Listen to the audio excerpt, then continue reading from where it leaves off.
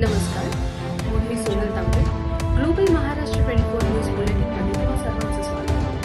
पाहूया आजच्या ठळक घडामोडी. फक्त ग्लोबल महाराष्ट्र 24 वृत्तवाहिनीच्या आपल्या हक्काचे विचार.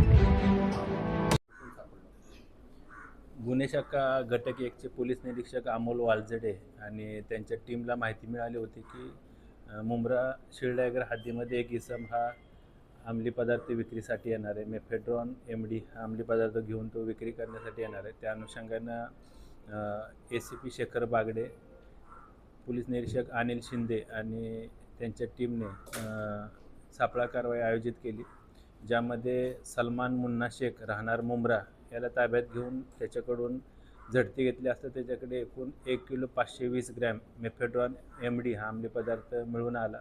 कायदेशीर कारवाई करून त्याला अटक करण्यात आलेली आहे. सदर मुद्देमालाची किंमत अंदाजे 3 कोटी रुपये आहे. त्याचा पोलीस कस्टडी रिमांड हा 31 तारखेपर्यंत आहे. यापूर्वी सलमान शेखवर एक IPC 307 अन्वये गुन्हा दाखल आहे. सदर गुन्ह्याच्या तपासामध्ये सलमान शेखनं हा MD मेफेड्रॉन अंमली पदार्थ ज्या व्यक्तीकडून घेतला होता किंवा ज्या व्यक्तीकडून त्यानं परचेस केला होता तो व्यक्ती देखील तपासामध्ये निष्पन्न झालेला आहे. त्याच्याकडे आम्ही अधिक तपास करत आहोत. त्याचबरोबर तो MD मेफेड्रॉन अंमली पदार्थ कोणाला विक्री करणार होता या अनुषंगाने देखील आमचा तपास सुरू आहे.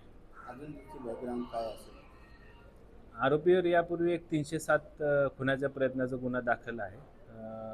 पूर्वी त्याच्यावर ड्रगच्या अनुषंगाने किंवा NDPS कायद्यान्वये काही गुन्हे दाखल नाहीत, परंतु NDPSच्या या ड्रग पेडलिंगमध्ये किंवा ड्रगच्या खरेदी विक्रीमध्ये त्याचा सहभाग असल्याचं निष्पन्न झाले.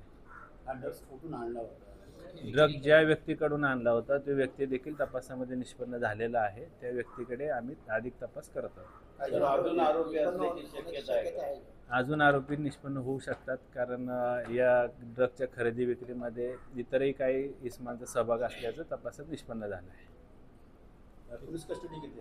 31 तारखेपर्यंत.